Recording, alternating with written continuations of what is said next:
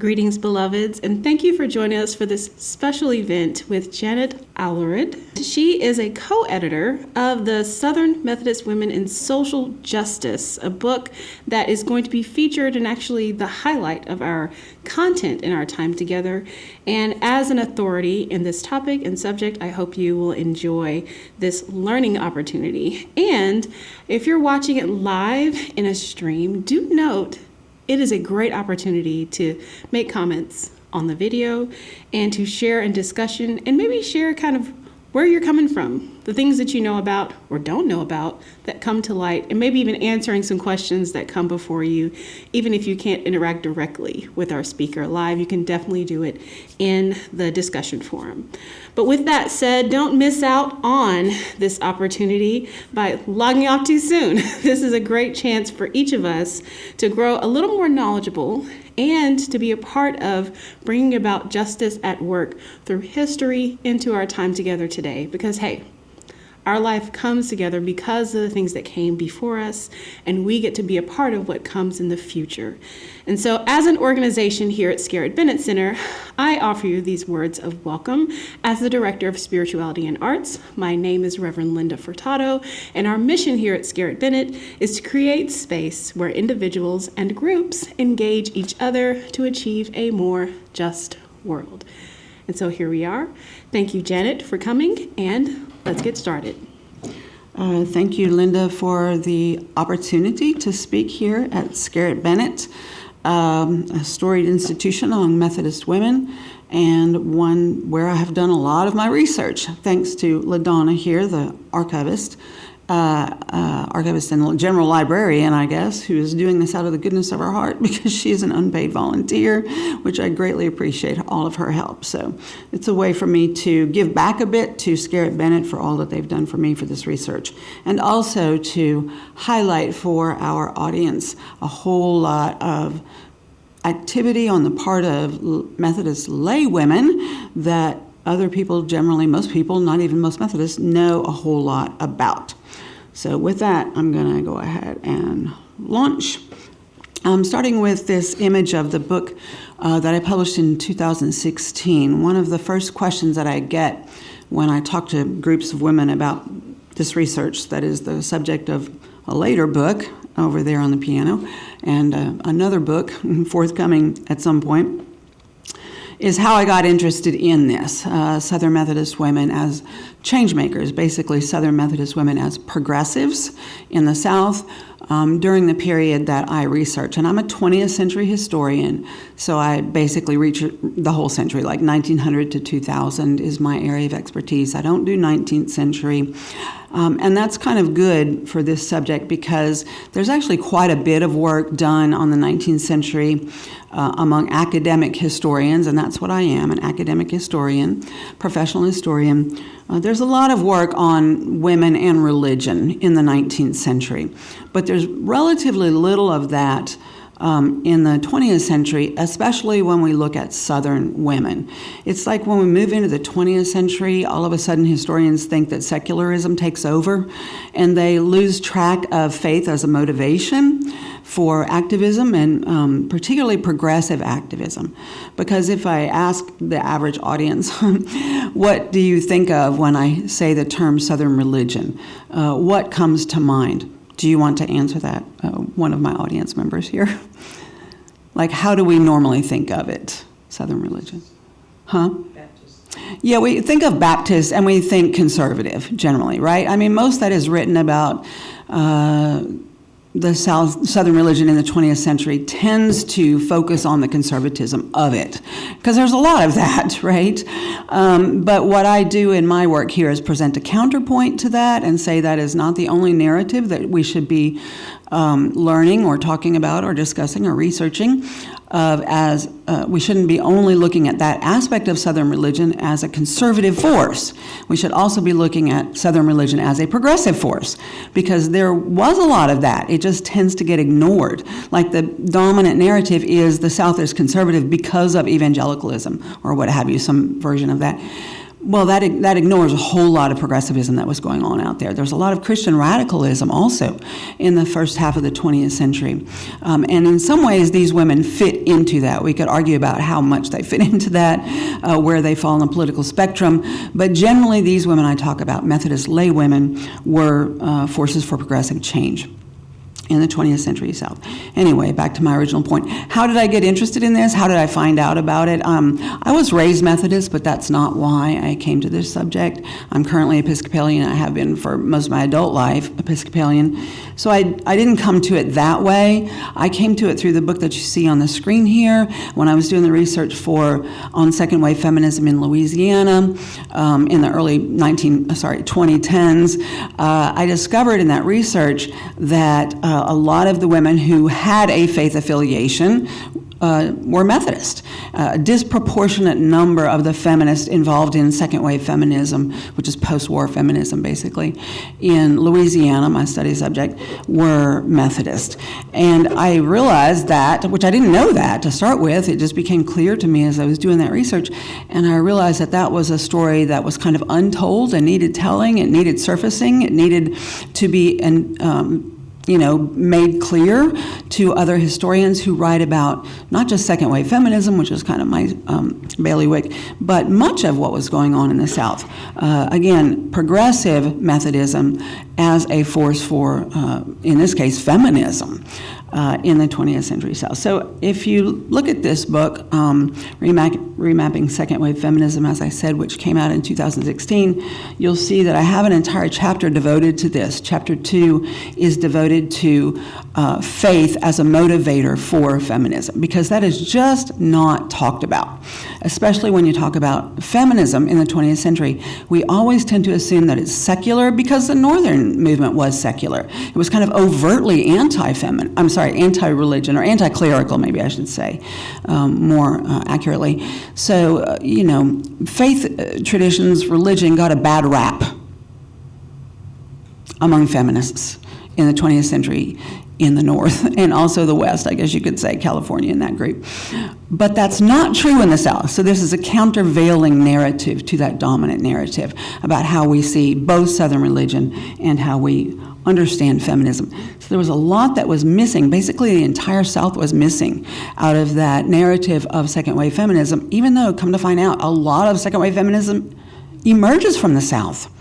Why? I'm sorry, getting off subject a little bit here. But why? Because a lot of it emerges out of the civil rights movement, because these women were active in the civil rights movement and supportive of it. And, those two things tended to reinforce each other. And so many second wave feminists were actually Southern. Again, how often do we talk about that? Not enough, if you ask me. All right, so that's what got me onto this subject, and my book, as I mentioned, came out in April of this year, co-edited with Kathy Armistead, who is the editor of Methodist Review. And I brought her on as I was beginning to get it ready for publication and writing it and bringing in authors to help with some of the subjects that I'm not very familiar with. I brought her on because she's ordained Methodist and she edits Methodist Review, so she's an experienced editor. And I needed someone who was Methodist, since I'm not, to be able to be sure that I wasn't making any kind of stupid Methodist mistakes and correct any of those misuses of the language and things like that I wasn't particularly well versed in, and she is. That book is available for sale, as I said, on the University of Florida's website. It is expensive, and it might be easier for you to purchase books through me. I have several of those available, and I can see about getting you a deal for large numbers of those books. If, for example, you have a circle of women, a unit of United Women in Faith, as it is now, and they would like to discuss the book, we can talk about a discount code for them. All right, so here's the women who are the subject of the books, subject of the chapters in the books. Each person gets their own chapter, so it's a chapter-length biography of these women. Probably at least a couple of these are familiar to most audiences. I would guess, Mary McLeod Bethune, probably everybody knows who that is, rightfully so, an African-American woman who started Bethune-Cookman in Florida, and has been in the news more recently because the state of Florida put her statue in the Capitol as one of the two statues that states have in Washington, D.C., in the Capitol there, to represent that state. And so that got a lot of press. And I'll show you a couple of other statues.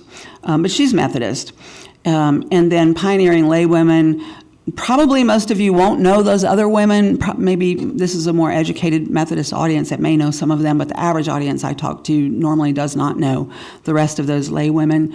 The clergy women, probably most people could come up with Kelly, Leontine Kelly. She was the first African-American woman to become a bishop, not just in the United Methodist Church, but in any denomination. And so she's an important person. And then the other three, as you can see there, are trailblazing clergy women, about which I can say a little bit. Now, my specialty is laywomen. I look at what laywomen were doing, organized for mission, laywomen organized for mission. And so I don't work on clergy myself personally. So those chapters in part 2 were written by others, not by me. I edited those. Also, Mary McLeod Bethune, I didn't write that one.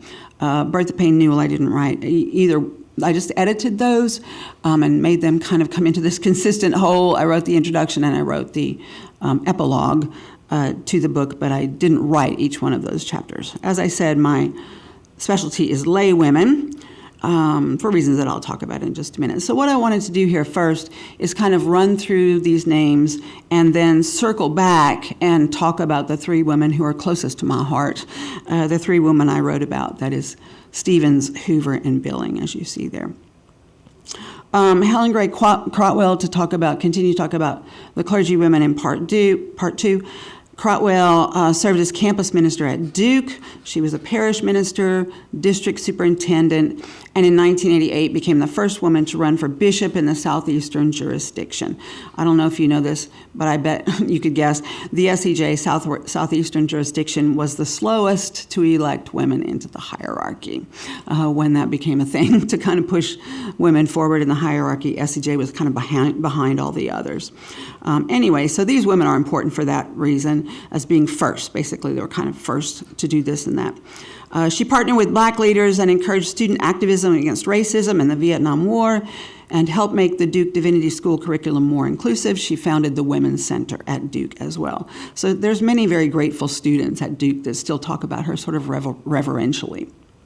Charlene Payne Kammerer.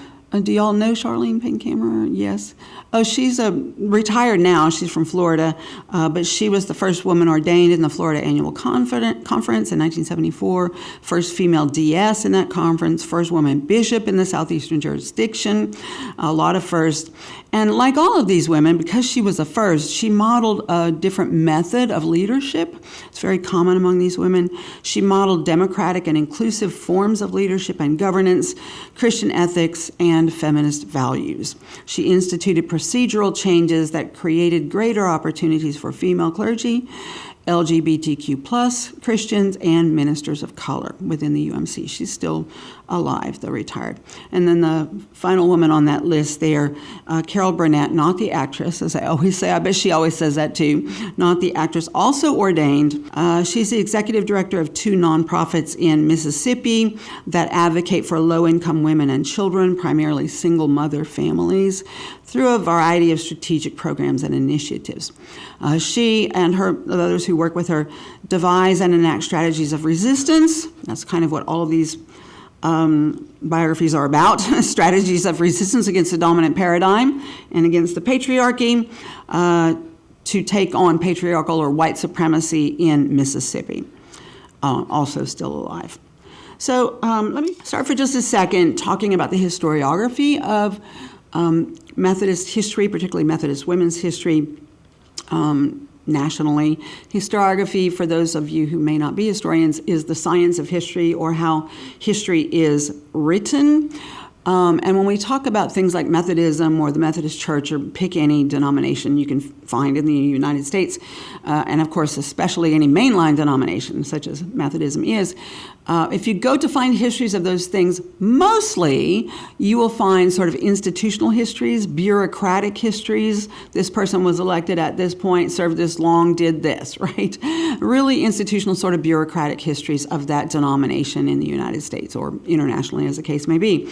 And because they tend to be institutional histories like that, they also tend to be very male-centered, because those were the people that ran the institution back in until very, very recently, right? And so those people had power. The men who ran things had power. They wrote stuff. They published stuff. Their sermons are often published. They show up in the minutes and things like that of proceedings of the institutional church. And so those people were talked about, in other words, men in leadership positions were talked about pretty much exclusively. The women almost never show up in those traditional institutional histories of Methodism.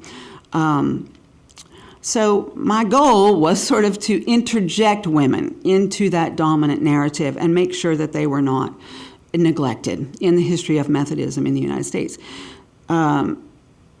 So I also take a gendered approach to it, not only just in terms of like add women and stir, right? But also a gendered approach in the sense that I believe that there's a difference, and I can document this, between the way laymen conduct themselves based on their faith tradition and the way women do. It's a gendered interpretation.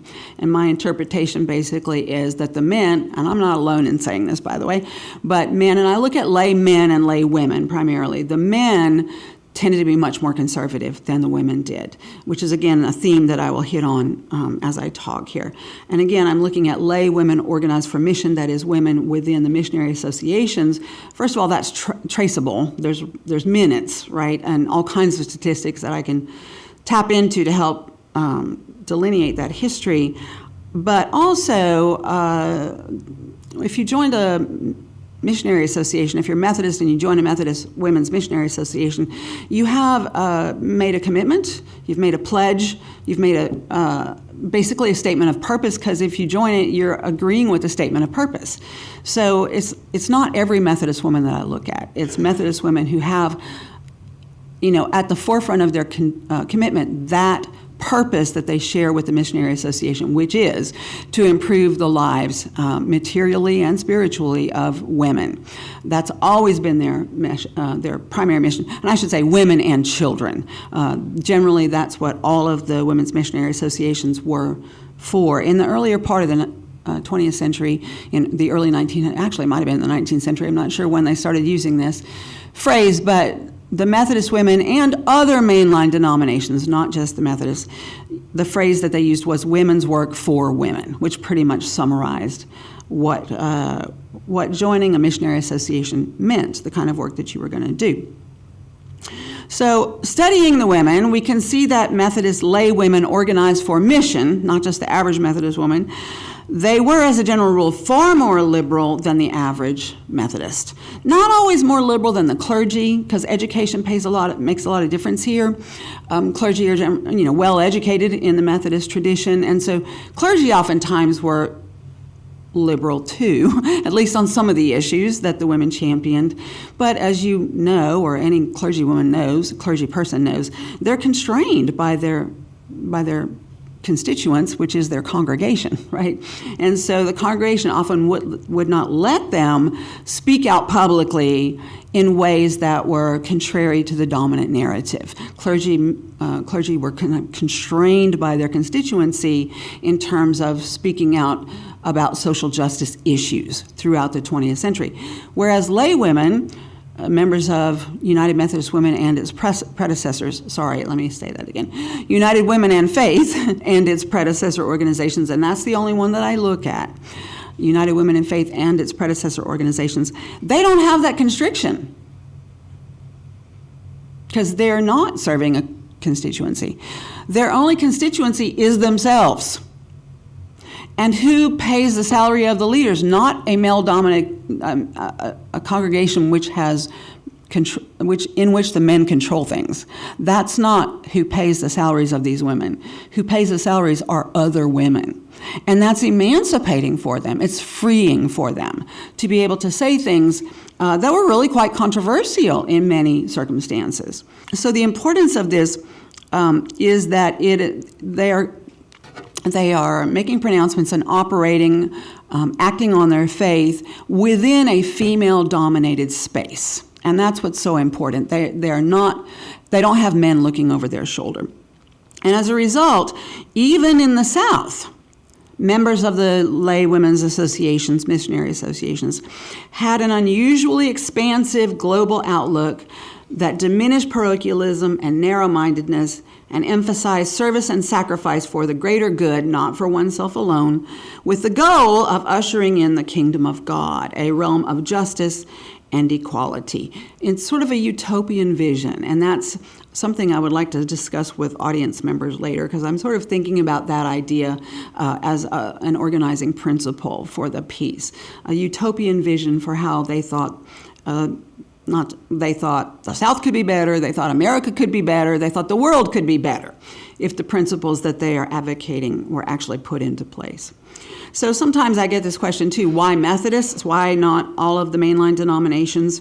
Well, first of all, there's a lot of Methodists, and that's enough for me to try to tackle that because they are the largest denomination. Methodism is the largest denomination in the United States. After they merged in 1939, Northern and Southern and the Methodist Protestant merged in 1939, healing that pre-Civil War rift, they are the largest denomination in the United States. So just numbers is one reason that I take them on.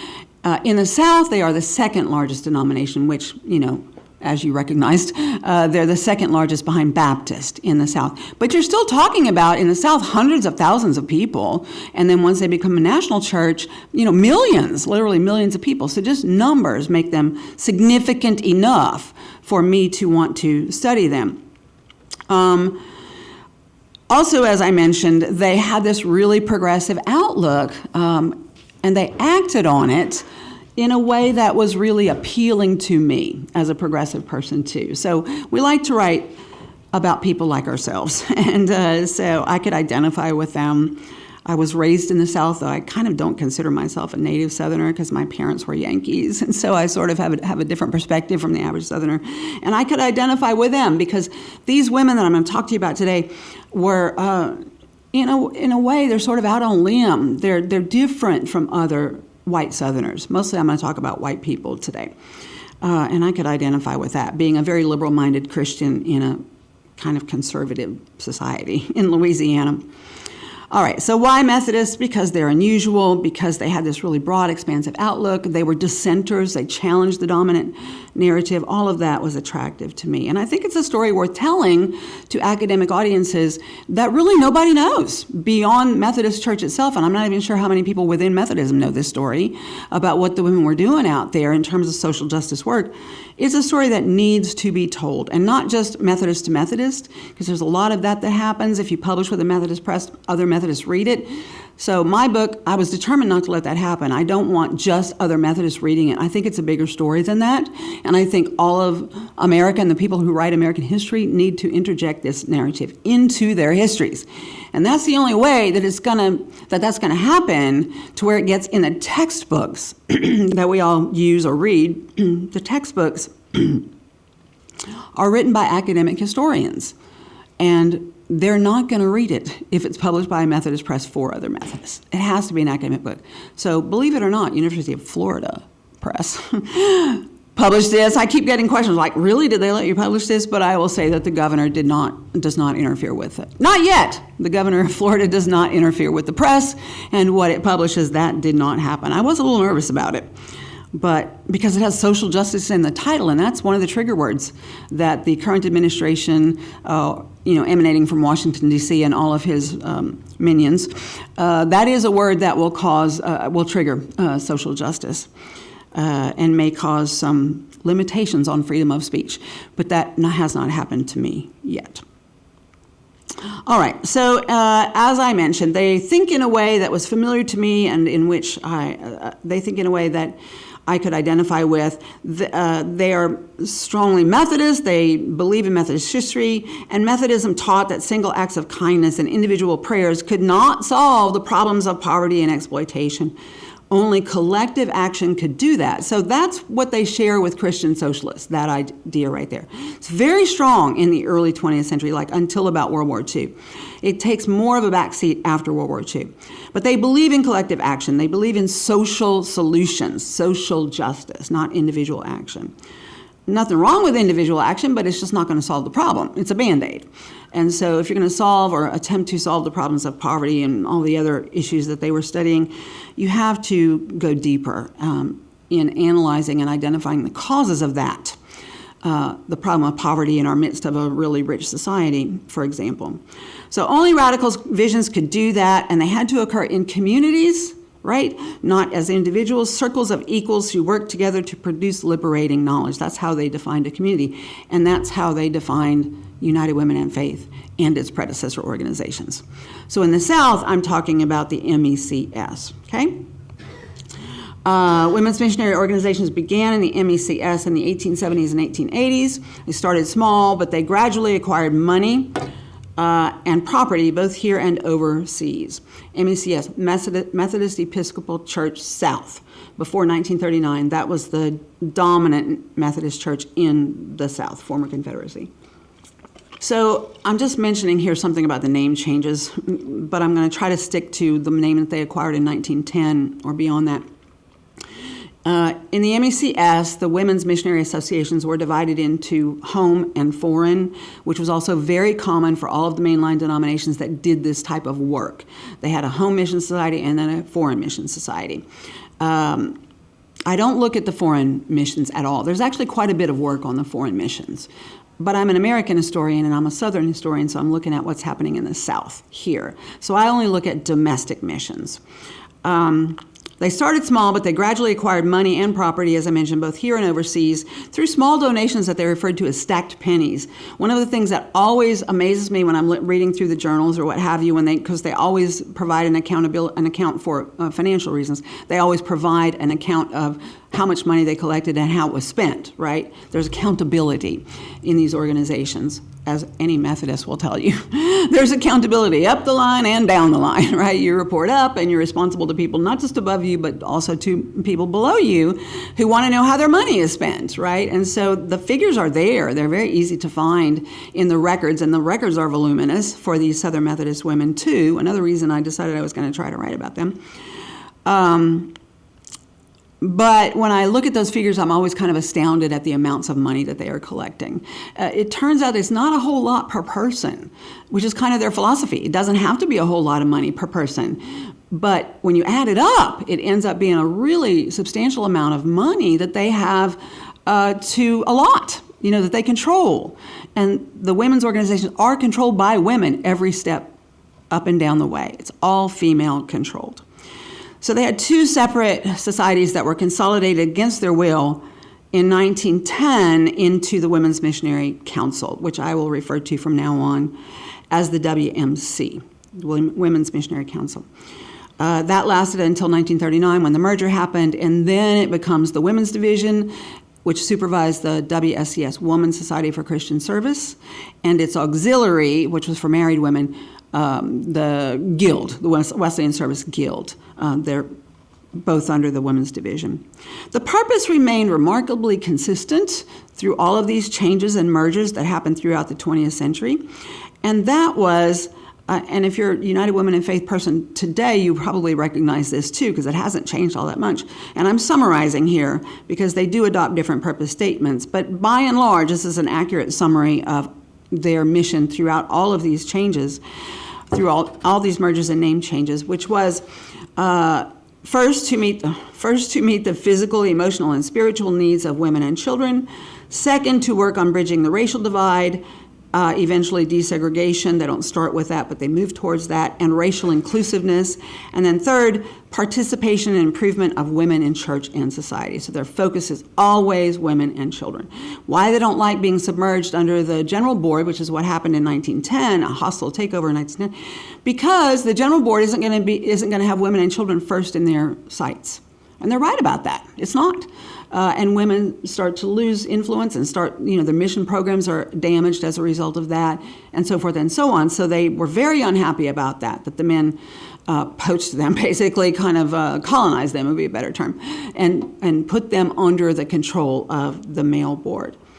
They will get that control back in the merger of 1939, okay, which they took that and ran with it. So I started to say a minute ago, the amount of money they're raising kind of always astounds me because they're not wealthy people. I mean, these people are sort of lower middle class or middle class, right? You're not talking about, for the most part, in the early half of the 20th century, there's not very many, Rockefellers, let's just say, in the Methodist community that are funding these operations. It's all these small people who believe in the mission that donate, pledge, and then donate small funds. Speaking of the racial inclusiveness, let me mention while I'm on this subject of how it changes over time, and I'm going to talk more about this in a second. The women of Southern Methodism pioneered in interracial activities. Again, I only look at the United Women of Faith and its predecessors, but the other church that I do have to loop in here is CME, which was originally Colored Methodist Episcopal, now Christian Methodist Episcopal, but I'll call it CME. It is a separate denomination. I don't look at AME, AMEZ. I don't look at any of those others because I got enough dealing with this. Not that they're not important, but there tends to be a little bit more work in those other ones also. And I don't look at MEC in the South very much. Again, I'm kind of keeping my focus in the South. So anyway, in this church and in this structure of missionaries associations, WMC, they pioneered in interracial activities, although it was practiced in a segregated structure until the end of the central jurisdiction in 1973. So what happened in 1939 is there was this merger I mentioned a minute ago that they had been working to try to pull together really since the end of the Civil War. It had been going on for decades to try to get North and South back together after the Civil War. But the problem was, of course, the problem for white Southerners was there were a lot of black Methodists, and what are you going to do with them? And so in order to make that union happen, Northern white Methodists had to agree to the establishment of this segregated structure within the now United Methodist Church. It becomes the Methodist Church in 1939 becomes the United Methodist Church in 68 when you add another denomination to that. So from 1939 until pretty much 1973, it was a segregated structure in which all African Americans, Methodists within this church, were put into their own central jurisdiction. The jurisdictional system was set up at that uniting conference in 1939 as a way to segregate African Americans. And it was the only reason that white Southerners were willing to make this happen. They had to agree, Northerners had to agree to this because they don't want to worship with black people, is what that amounted to, and they want all black people shunted over into their own jurisdiction. All of the other jurisdictions, you probably all know this, were regional, right? Like SEJ is regional. They're all regional. The only one that's not regional is the central jurisdiction because all black people, regardless of where they lived, would be in that jurisdiction. Did the Black Methodists want that to happen? At the Uniting Conference, were they in support of this? No, they spoke out against it. There were a few African Americans at that convention who said, well, at least we have our own hierarchy, which was true. So it has that advantage that they get their own ministers, and again, ecclesiastical hierarchy, black bishops, for example. But for the most part, they did not support this segregation because the central jurisdictions over the entire United States. Think about administering that. And black Methodists are already stretched thin, so much stretched thin. And it was just impossible, really, to do a good job of administering. And their resources were stretched thin. Their money is stretched thin. They just never have much money. So no, they did not support that.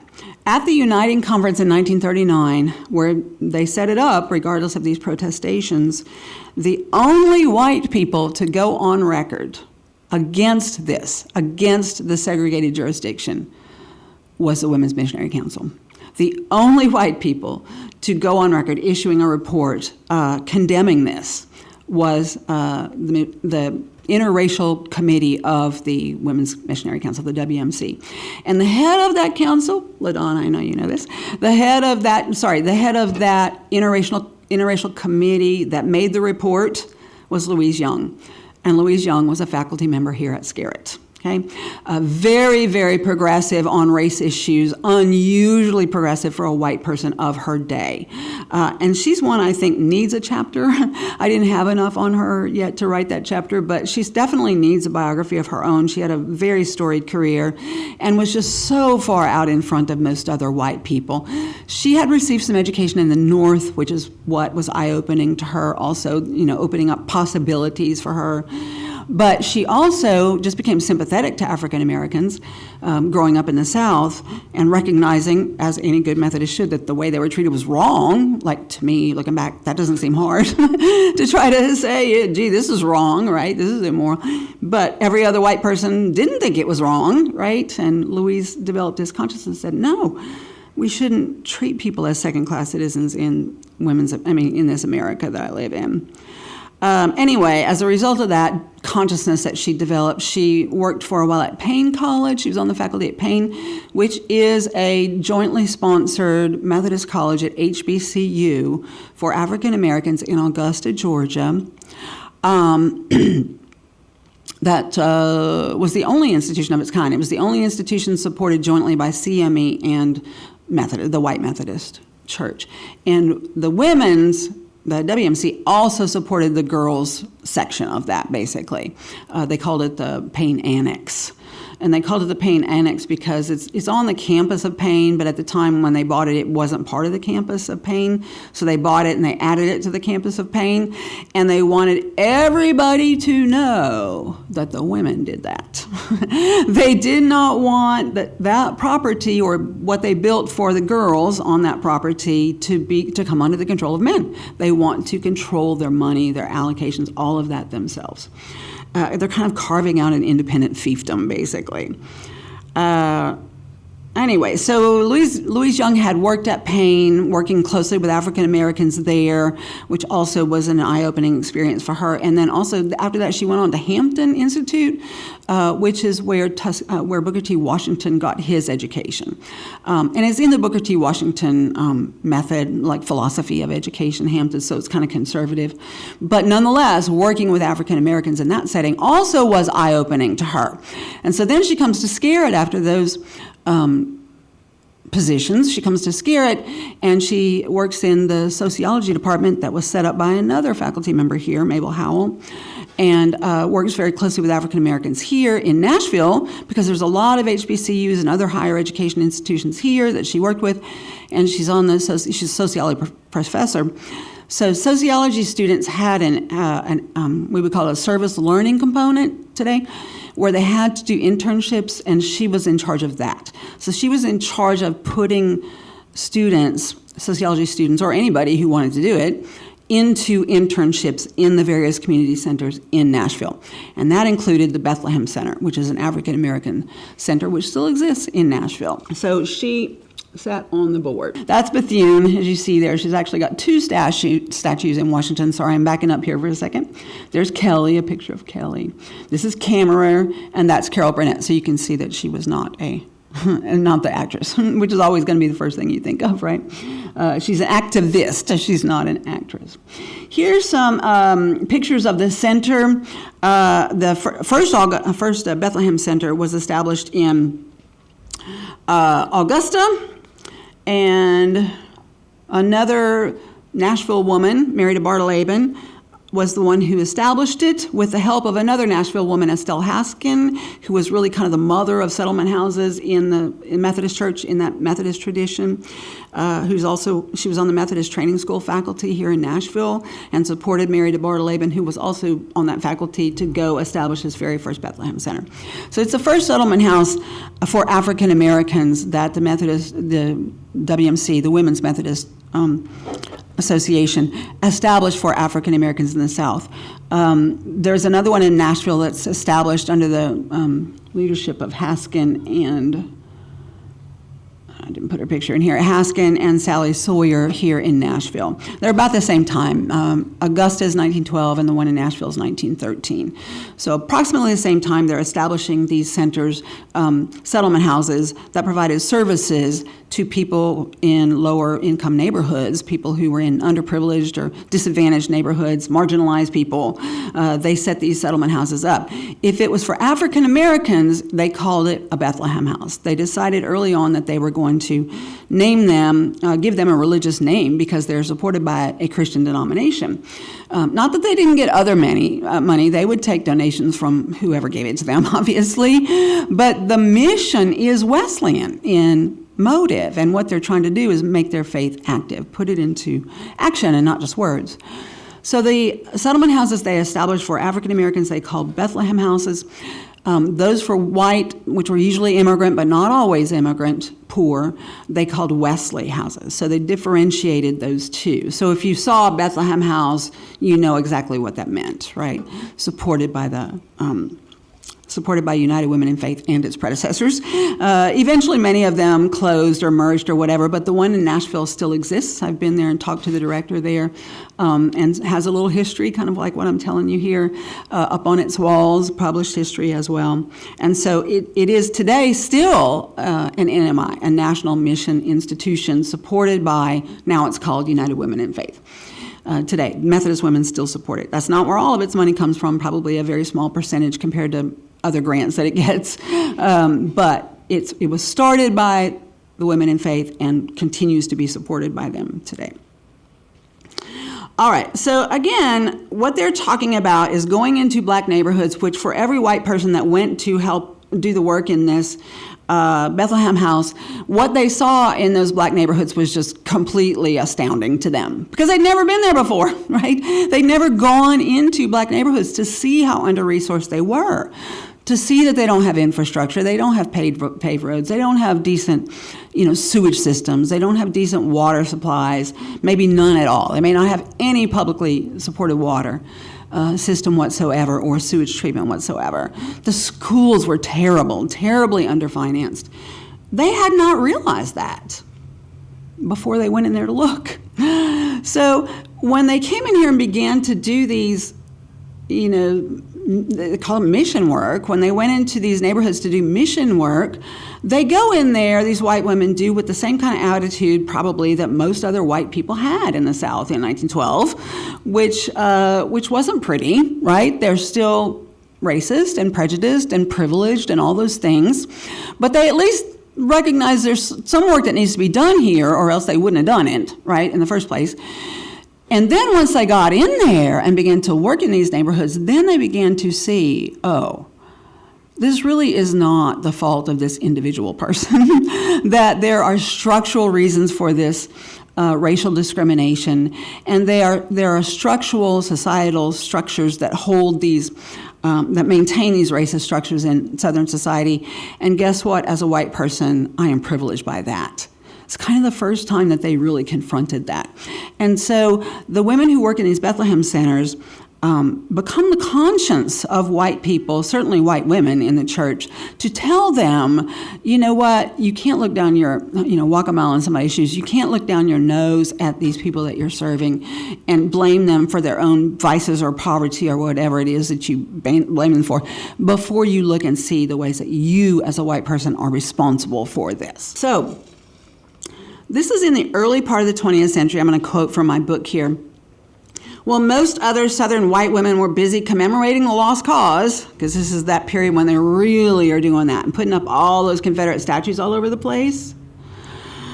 While most other Southern white women were busy commemorating the lost cause and bolstering white supremacy, or at least accepting them as established truths, the women in this book were working to dismantle Southern racist apologia, seeking to implement the Methodist social creed adopted in 1908, and developing vehicles to end racial antagonism and violence.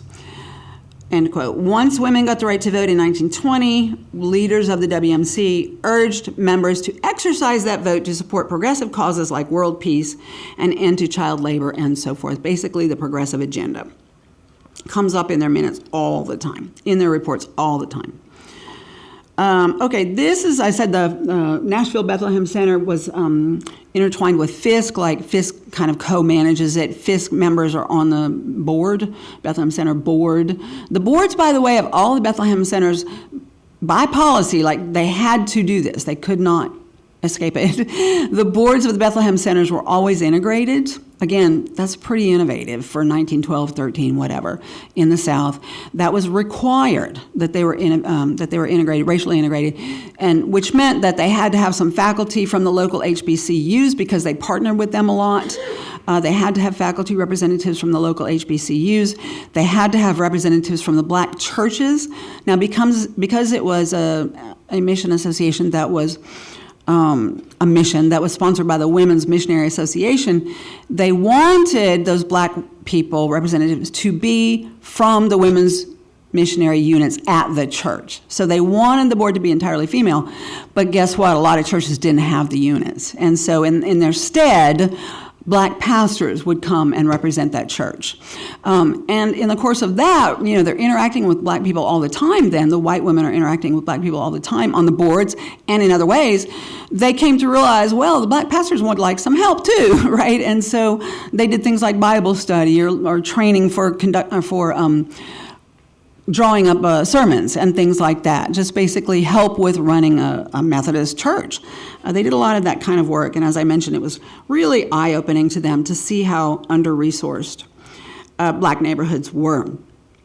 So they had to be integrated. The boards were integrated, white and black churches represented, and the HBCUs were represented on the Bethlehem Center boards. They understand what cultural imperialism is. You see them talking about that in the records and in the histories. So they knew not to just make pronouncements or develop policies on behalf of black people in the neighborhoods where they're settling without any input from them. They want the African Americans to help develop the policies. And so they're always sounding this off with them, in dialogue with them, okay?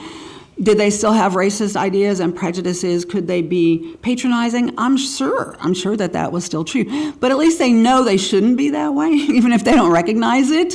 And they're trying to do better. They're trying to make sure that they include African Americans in their programming and their policies. The goal, actually, one of the goals that they talk about all the time is to develop leadership in black communities. And so think about that, because what that means is they're thinking the ultimate goal is to work themselves out of a job. They don't want to be the people making those decisions. They want black people to be making those decisions. So the goal is actually to turn it over to African Americans in those neighborhoods so that it won't be white people directing it anymore. Guess what? Did that happen? Yes. It did happen, a generation later or something like that. But I've got lots and lots of stories of African Americans who went to the Bethlehem Centers when they were young, benefited from them, especially because they established kindergartens and daycares, and working mothers really needed that. So a lot of them kind of went through nursery school in these centers and then on up, continued to benefit from them because they were, in an underprivileged neighborhood, and they liked what the Bethlehem Centers were offering them. Anyway, so I've talked to a lot of people who went through these Bethlehem Centers and then ended up later on working for them, or as Steve Fleming is, the director of the Bethlehem Center here in Nashville today, he, like many others, actually went through the Bethlehem Center, right? Believes in it and wants to see it continue as it does today, to provide services to underprivileged people. So that goal was actually realized. And I'm not going to say that it certainly wasn't perfect all the time, believe me. And they didn't all survive. There are fewer now than there were in 1939.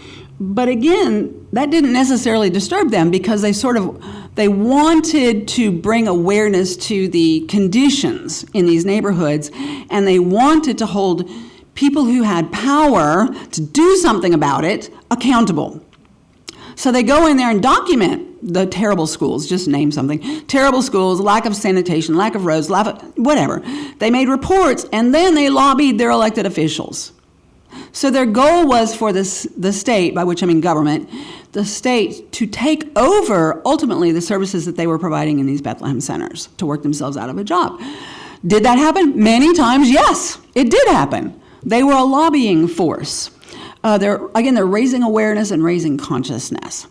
Not always. It doesn't always happen. Like, I still think today one of the great failures, I hate to say it that way, but unmet needs that the second wave feminism didn't manage to get established was basically subsidized daycare, which we would love it if every mother had, affordable daycare, which we don't have in this country.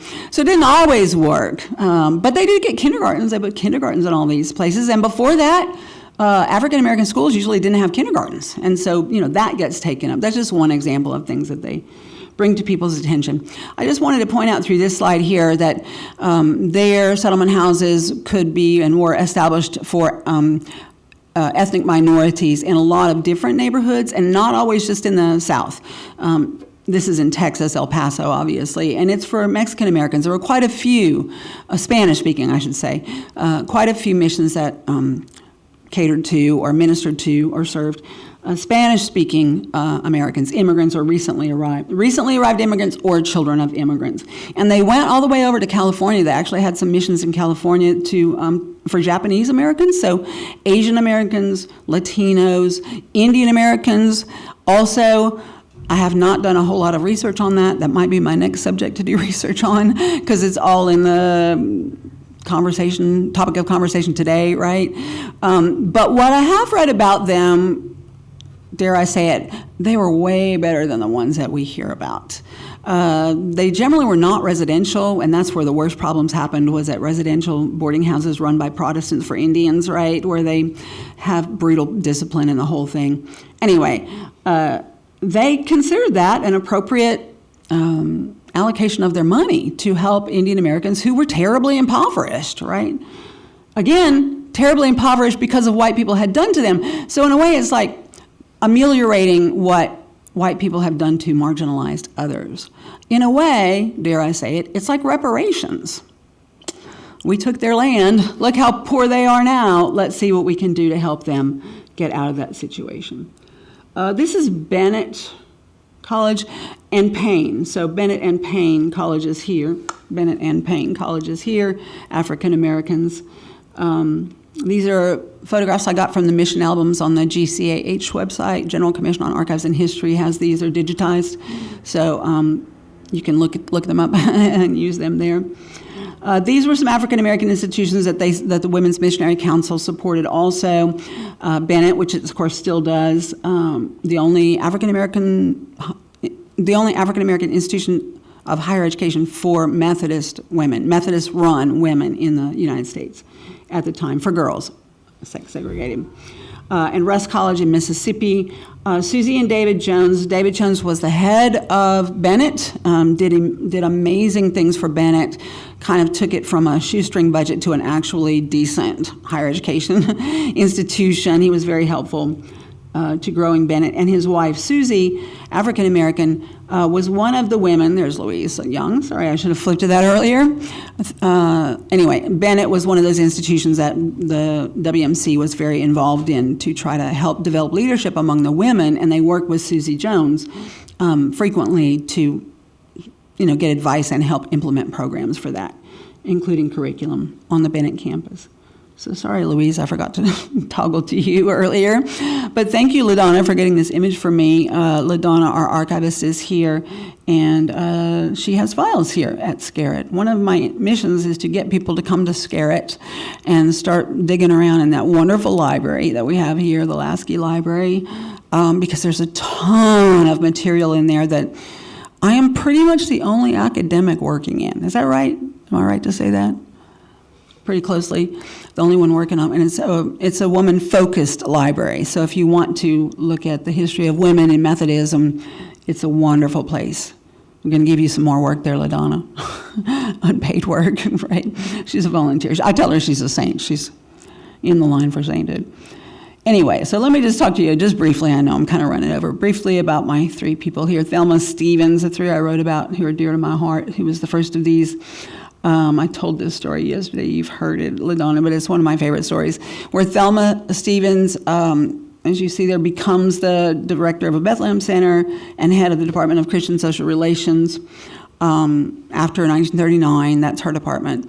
And then later, after she retires, actually, she is the person who is pushing feminist measures along for the General Conference after like 68. She retired in 68.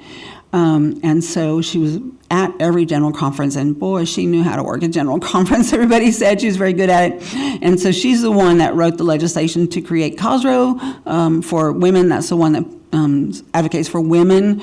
She wrote that legislation and saw to it that it got through, so that COSRO advocates for women at the national level and also at the various lower levels. The thing about Stevens is she's from Mississippi, and she's obviously a white lady from Mississippi, but she again was like sort of unusual in the sense that when she was little, she was young, her family was sharecroppers, and sharecroppers moved all the time. And when they moved around central Mississippi, they came in, because she's a sharecropper family, they're poor, which meant that she had a lot of contact with African Americans. Her playmates were often African Americans. And so as she grew up, she tells the story in this wonderful interview that she's given several interviews, which are pretty much all available now, very helpful to me. As she told this story, as she grew up, she began to recognize her privilege, because she saw that I got to go to school for, it still wasn't very long, but let's say 6 months a year. That probably is pushing it for Mississippi in the early 20th century, but I had school available to me for 6 months a year, and these little African-American children that play with me actually had no school available whatsoever. She talked about them having 0 schools available to them, because they're in the fields. They're in the fields picking cotton. When she's not, she gets to go to school. And then she's thinking, of course, about college, and like that is not available to African Americans. Rust in Mississippi, which is in Holly Springs, Mississippi, if you can get financing for it, which is one of the things that she leads the WMC to do, is to provide scholarships to African American, especially girls who want to continue their education. Actually, she was the beneficiary of one of those too, because she was a sharecropper in a sharecropping family that had no money whatsoever. After she graduated from high school in central Mississippi, she wanted to go to college, and she couldn't afford it. The family didn't have any money, and so it was the local WSCS, or Women's Missionary Council, that gave her the scholarship to allow her to continue her education. And like many of the women that I write about, she, after finishing her 4-year underdegree, which was in normal school, like teaching, prepared her for teaching, she later went to Scarritt, again on a scholarship, and graduated from Scarritt as a Christian worker. And she's a phenomenal. As I mentioned, she, as a young child, had already become aware of how her life, even though they were poor, very poor, and lived a hardscrabble existence, and her mother died when she was a child, so she was kind of living around, right? Like, she didn't have a real stable environment. You know, she's not wealthy, the family's not wealthy. But nonetheless, the color of her skin is not an additional disadvantage, right? And that's privilege. You can be poor and still be privileged, right? A lot of times white people don't understand that, because you can have a hard life and still be privileged, but you're not discriminated against because of the color of your skin. And she recognized that privilege that she had. Now, she very early on became committed to anti-racism, to trying to ameliorate the terrible conditions for African Americans in the South. Very early on, one of the places where they lived when they were sharecropping abutted a prison farm in Mississippi. And so she saw, because she's out there playing in the fields, she saw the way that black prisoners were treated in that farm. And it was horrible. I mean, they were abused, they were whipped, they were starved, they had to work in every kind of inclement weather. It was just horrifying to see the way that they were brutalized. And that too changed her and made her say, I'm not going to allow this. If I'm ever in any position to do something about this, I will do it. And then when she began to teach school, actually her first year out of college, she taught school in a one-room school in southern Mississippi. She graduated from Hattiesburg, USM, to become a teacher, and then got a job somewhere south of Hattiesburg in a one-room schoolhouse, of course white, because everything's segregated. And her students knew that she was different in the sense that she spoke out about the way white people treated black people and called that wrong. And so one day her students duped her, with the principal's permission, duped her into getting on a school bus to go with them on a field trip, and they didn't tell her, or they lied to her about what that field trip was, and come to find out the field trip was to watch a lynching in which they killed a black man with the school bus with all these white kids being bused to a lynching. She was horrified. Spoke about this in her interviews later in life. She said that of course, no due process with the lynching. We don't know if he did anything or not. They killed him, mob violence, right? She said that man, it was alleged that he had spoken indecently, let's say, to a younger white girl. Well, the girl could have made it up for one thing, but the girl never alleged that he touched her. There was not any sexual assault. He just was inappropriate according to her and they shot him to death in front of crowds of people for that. And she said that was it. She quit her job the next day, for one thing. And then she decided she was going to dedicate her life to this mission of anti-racism. So that's what she does. As you see, as director of the Bethlehem Center there, and then also Department of Christian Social Relations, which she becomes when the churches merged in 1939. She became the director of that department, and of course, when the churches merged, the office, the headquarters, was now in New York City. So she and the other people went to New York City, and one of my arguments in this book and all of my writings is that Southern women were disproportionately powerful, actually, within the women's division, as opposed to other places in the country. Like Southern women were more powerful, disproportionately powerful in the newly created women's division than were Northern or Western women, because the South was more dependent on its churches, right? The church was still a really important institution in the South, an organizing principle in social justice or whatever else you want to talk about it. So they remained faithful and dedicated to their faith tradition longer than people in the North did. The North was rapidly secularizing, and that wasn't happening in the South, as we can probably all attest, right? The South is much more religious. Bible Belt, there's a reason they call it Bible Belt. So anyway, she is a powerful person. There's a bunch of Southerners that she brings with her. She wanted the church, first starting with the women's division, then the church, to end its racial practices of segregation, and kind of made that her mission to do that. So she asked, you can't insist, I guess, she asked all of the units of the Women's Society for Christian Service to begin doing that, to begin desegregating. Among those things was never hold a meeting in a place where black people cannot go, where they will not be equally accommodated, which she did the very first year, and they had to move it. They found one place where the African American representatives to the annual conference, I'm talking about the Women's Division annual conference, could be accommodated, and that was Cincinnati. It had been in St. Louis, and they couldn't find a hotel that would do it. Eventually, Garrett Seminary was another place that they would meet, because they could house them, and they could eat together if they wanted to eat together. They found like 2 places in the whole United States where that could happen in 1940 and 41. But that's an example of her direct action, right? Is I believe we should not be following segregationist practices, so I'm going to put that into practice. I'm not going to hold meetings. And she insisted everybody else do the same thing. It wasn't always possible, obviously. But she also brought that to the general board, who laughed her out of the place, as she describes it, when she told them, you know, you really need to be taking a principled stand here and not hold meetings where African Americans are discriminated against. And they literally laughed at her at that first time that she presented it. By the second time she presented it, they weren't laughing, and by the third time they adopted it. So at first they said no, but they got used to it, thought about it, and decided that was right. And so she pushes the general conference eventually to do that. Well, if you're going to hold that practice of not holding meetings in places where Jim Crow is the law, you have to discover what those laws are.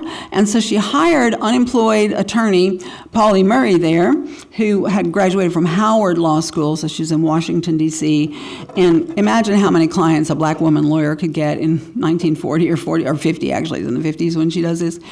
None. I mean, she just couldn't get work, and no law firm would hire her because they didn't hire women. They said, yeah, you can be a secretary if you want, but we don't want your attorney services. So she was very hungry and unemployed and lived at the Y and the whole thing. So she was very happy to get this job. Polly Murray was, from Thelma Stevens, who hired her to compile this list, State's Laws on Race and Color. There's more pictures of Thelma and Polly, because it became a PR principle, something they could use for PR as well. So these pictures are taken for that reason, Polly Murray and Thelma Stevens there. She hired Polly Murray to compile that list, and it took her 2 years to do it, to go to every single state in the Union, and presumably territories also, to find out what the laws were, what the Jim Crow laws were. Because what someone was saying was, you know what, in a lot of these places where you're saying you have to abide by the law and you have to remain segregated, That's not true. It's just custom. It's not legal. So don't tell me that until you know for sure that you'd actually be breaking the law, and then tell me what you're going to do to get the law changed, right? So come to find out, a lot of these places where Jim Crow was practiced, it's not because it was statutory. It was just custom. And so she could then put that whole thing into motion. I want you to start desegregating now.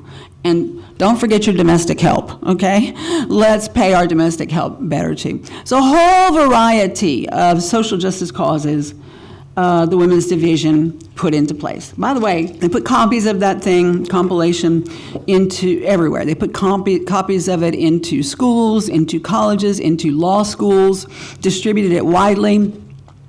And they used it to come up with this first charter of racial policies in 1952 for the Women's Division, which says basically what I told you.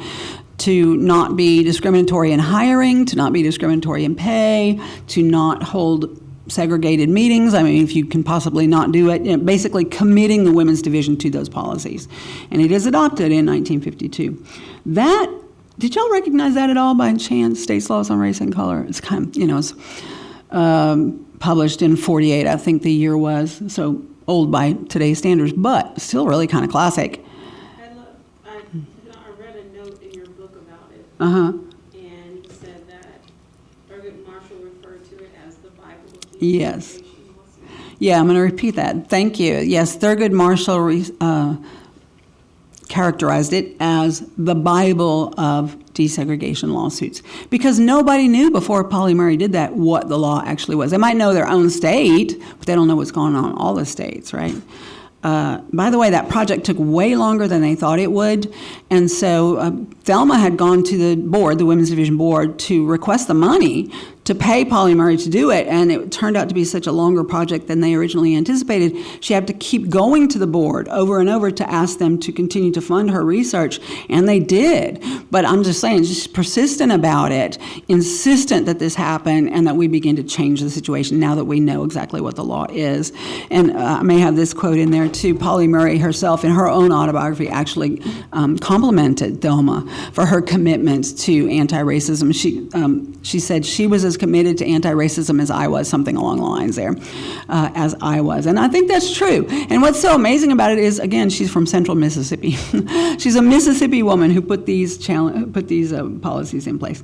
Well, so is Peggy Billings, but I'm kind of out of time. So I'm just going to have to point you to my book to say if you want to know more about these women and their amazing path-breaking says the amazing path-breaking things that they did at the Women's Division. And if you want to know how much, and Theresa Hoover's the third person that I write about, they're truly amazing. It's amazing that these people are Southern. Theresa Hoover is from Fayetteville, Arkansas, which is where I currently live, in Fayetteville, Arkansas. And as you see there by the blurb on the screen, she was the first African-American woman to head that kind of a position in any mainline denomination in United States history. She was head of the Women's Division and of UMW. Thelma retired in 68, and she had kind of pulled Theresa up through the ranks and then nominated her, recommended her to have that, to be nominated and to get that position when Thelma retired. There was a mandatory retirement age. I don't know if that's still true, but there was a mandatory retirement age at the time. But listen, Thelma still kept her finger in there constantly. She was still in there advising. She went to every general conference. She told people what to do. People loved her. Don't get me wrong. Women who worked with her and the men who were willing to work with her and not be contrary to her loved her because she had both Southern charm and sort of graces, but also a real backbone, right? She stuck to her commitment, and she wasn't going to let people put her off. And she learned how to deal with these men, which wasn't easy. She could pass that on. So all three of these women were staff, as you know, the ones that I wrote about here. Thelma Stevens, there's Thelma in the middle, and Peggy Billings is the other one I talk about, second one I talk about, to her left, to Thelma's left. And then Theresa Hoover. All three of these women were staff, and they were single. And I think that really makes a big difference. They are not beholden to a man at any point. They are elected by all women. Their funds are paid by a totally woman-controlled organization, the Women's Division. The only people they have to please is women. They don't have to do what men tell them. There's no man looking over their shoulder at any point, right? And I think that was what was so emancipatory and revolutionary to them. Plus, talk about the number of people involved. Again, back to numbers. They claimed anyway, Theresa Hoover claimed when she moved into that position in 1968 that then WSCS still in 1968, that there were 1.7 million members. So that's the largest organization of women in the United States, without a doubt, that they are moving towards this feminist agenda. And Theresa, I love to talk about too, because she really was important in doing that. But my time is up. As you can see, I could talk forever. But if you want to find me, you can do that through the University of Arkansas website. And it's just my name, J. Allured, at uark.edu is my email address. I think I'm pretty easy to find on the web. If you Google me, hopefully the first thing to come up will be all my books. Hopefully that's what comes up anyway. And so I'm very open to speaking about this topic, to speaking about the book, and these just kind of incredible, amazing women who were Methodist, who were so amazing and incredible because they were Methodist and because they were backed by the Women's Division. What single women supported by a single sex organization could accomplish with women in leadership was kind of truly astounding. So thank you for that. Thank you for the opportunity to speak here. Thank you so much, Janet. And thank you, everyone, for hanging with us and engaging with us on this recorded experience. And chances are, if you are still watching right now, you want to know more and to do more and to be a part of connecting with more of this history and with organizations like United Women in Faith and us here at Scarritt Bennett Center that are all about this way of moving forward in this justice and advocacy work. So if you'd like to connect, you can also email me. First initial, last name, Linda is my first name, Furtado @scarrittbennett.org, or you can just connect with us in our website, scarrittbennett.org, and we've got links to United Women in Faith. We've got links to things like this, to other events that are coming up, to opportunities and connecting points where you can engage in our mission to create space where individuals and groups engage each other to achieve a more just world. So do get connected, do reach out, and we look forward to offering more opportunities like this and encourage you to bring those opportunities to your local connections. Reach out, connect with Janet, schedule times where we can tell the stories and not let these things go unsaid or unlearned or untold as the future progresses. So thank you so much.